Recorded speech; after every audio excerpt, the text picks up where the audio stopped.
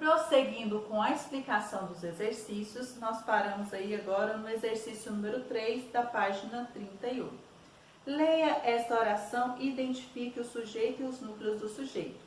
O quintal e o jardim estão cheios de lama. Então, vocês irão identificar aí quais são os sujeitos e o núcleo do sujeito aí, tá bom? Então, nós temos aqui o sujeito formado por mais de um núcleo é classificado como sujeito composto. Então, eu expliquei no final do vídeo anterior, né, a diferença entre o sujeito simples e o sujeito composto. Exercício número 4. Releia o trecho a seguir, extraído da carta que a personagem Irene Adler endereça ao detetive Sherlock Holmes no conto Escândalo na Boêmia, de Conan Doyle. O senhor realmente fez tudo muito bem feito.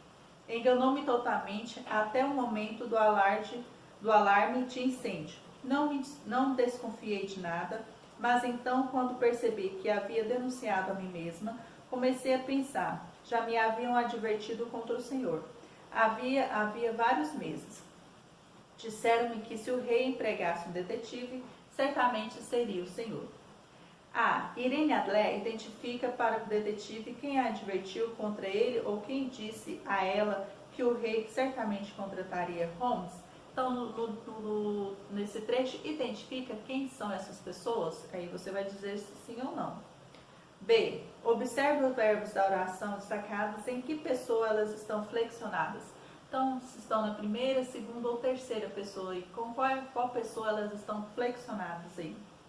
Prosseguindo aqui, Irene Adler não tinha a intenção de revelar quem fez os comentários sobre o detetive, por isso empregou um recurso da língua que impossibilita a identificação do sujeito. Flexionou o auxiliar da locução verbal, haviam advertido, e o verbo dizer, disseram, na terceira pessoa do plural, sem mencionar nenhum referente a esse verbo nas orações ou no contexto. Então, esse trecho aí já responde a alternativa A e B do exercício 4. Prosseguindo aí, a prática de indeterminar o sujeito pode ser usada também quando se desconhece realmente quem pratica a ação. Nesses dois casos, o sujeito é indeterminado. Então, quando não conseguimos identificar do que se fala ou de quem se fala, nós colocamos aí como sujeito indeterminado, certo? Sujeito indeterminado é aquele que não pode ser identificado ou porque falta um referente para o verbo indicado na oração ou pelo contexto. Então, pelo contexto não conseguimos identificar ou por falta de referente aí ao verbo também não conseguimos identificar quem é o sujeito da oração. Na língua portuguesa existem duas possibilidades para identificar o sujeito. Primeira, flexionar o verbo ou auxiliar se houver locução verbal na terceira pessoa do plural, sem indicar um referente na oração ou no contexto. Exemplo, bateram a porta. E 2, manter o verbo na terceira pessoa do singular, acrescido do pronome si, com os verbos intransitivos, transitivos indiretos ou de ligação. Exemplos, fala-se de outra doença transmitida pelo mosquito Aedes aegypti. Vive-se bem ali. Então, nós temos aí esses acréscimos desse pronome si. Oração sem sujeito. Então, na oração sem sujeito, partindo do contexto, já conseguimos aí identificar quem é o sujeito. Ela não tem sujeito, mas já conseguimos identificar, que é diferente, do sujeito indeterminado. Quando temos o sujeito indeterminado, mesmo pelo contexto, não conseguimos identificar. Agora, com a oração sem sujeito, dependendo do contexto, já conseguimos identificar quem que é esse sujeito na oração. Não existe oração sem verbo, mas existe oração sem sujeito.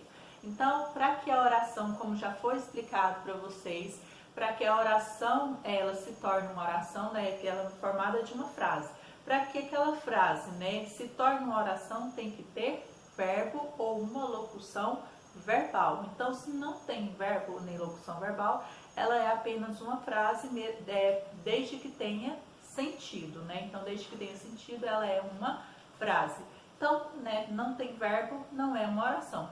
Agora, a oração, ela já pode sim, né, não ter sujeito, né? Então, ela pode já começar sem conseguirmos observar que tem um sujeito e que esse sujeito ele está oculto aí, né? Então, partindo do contexto, conseguimos identificar.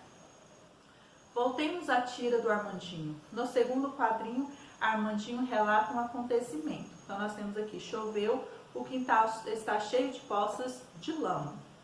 Na segunda oração, o verbo estar se refere ao sujeito ou quintal. Já o verbo na primeira oração, choveu, não se refere a nenhum sujeito. Observe estes títulos da notícia: nevou em Curitiba e mais de 25 cidades no Paraná. Faz frio em Florianópolis. Então, os verbos choveu, nevou e faz, nos contextos acima, expressam fenômenos da natureza. Os dois primeiros. E tempo, em geral, o último. Por não se referirem a nenhum sujeito, esses verbos são chamados de verbos impessoais. Estão sempre na terceira pessoa do singular. Então, com exceção aí, né, dessas formas aqui, então, que são apresentadas, né, em que coloca assim, alguns, né, verbos que expressam fenômenos da natureza, e também quando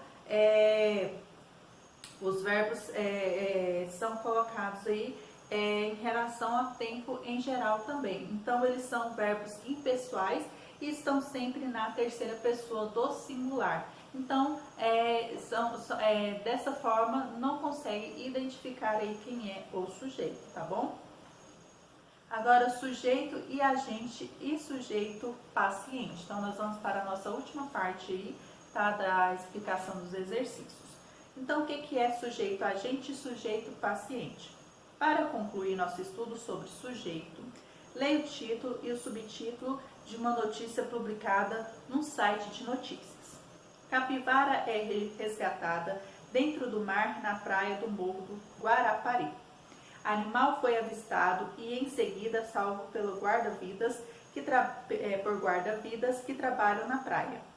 Letra A. Identifique no título a locução verbal. Então, qual que é a locução verbal aí? Então, nós temos, não é um verbo, mas é uma locução verbal dentro do título. Letra B. A que sujeito essa locução verbal se refere? Então, essa locução verbal está se referindo a quem? Você vai dizer aí qual que é esse sujeito que ela está se referindo. C. Esse sujeito é agente da ação verbal ou sofre a ação praticada por outro elemento? Então, você vai dizer se ela é a agente da ação verbal ou se ela sofre a ação praticada por outro elemento. Então, qual que é se é um ou se é o outro, e você vai dizer qual que é. Letra D. Leia o subtítulo da notícia e indique o termo que explicita quem praticou a ação verbal. Então, no subtítulo, quem praticou aí essa ação verbal no subtítulo? Aí você vai dizer quem são aí. E por último, aí, letra E, compare o título da notícia com este a seguir, que foi reescrito, e levante hipóteses sobre a opção do jornalista em destacar como sujeito a capivara, tá? Guarda-vidas resgatam capivara dentro do mar na praia do Morro, em Guarapari. Então, houve uma inversão aí, né, em que tirou-se o sujeito capivara e colocou como sujeito aí guarda-vidas. Então, havendo essa modificação aí, por que o autor escolheu, né, colocar o título Capivara resgatada dentro do mar na praia do Morro do Guarapari, ou ao invés de guarda-vidas resgatam capivara dentro do mar na praia do Morro de Guarapari? Então, você vai explicar aí. Com essas reflexões, você pode verificar que o sujeito pode ser tanto agente da ação verbal ou no paciente. Então, o sujeito ele pode ser esses dois. Ele pode ser o agente da ação verbal, como ser o paciente aí, tá? A opção por uma ou outra forma depende das intenções do autor do texto. Então, escolhendo uma ou outra vai depender aí da intenção que o autor quer nos levar aí a nos informar ou a nos mostrar aí o que ele pretende aí, certo? Então, aqui nós terminamos, tá, de fazer as explicações dos exercícios propostos na aula de hoje. Então, seguindo aí nos próximos vídeos, a correção destes exercícios para a aula de hoje.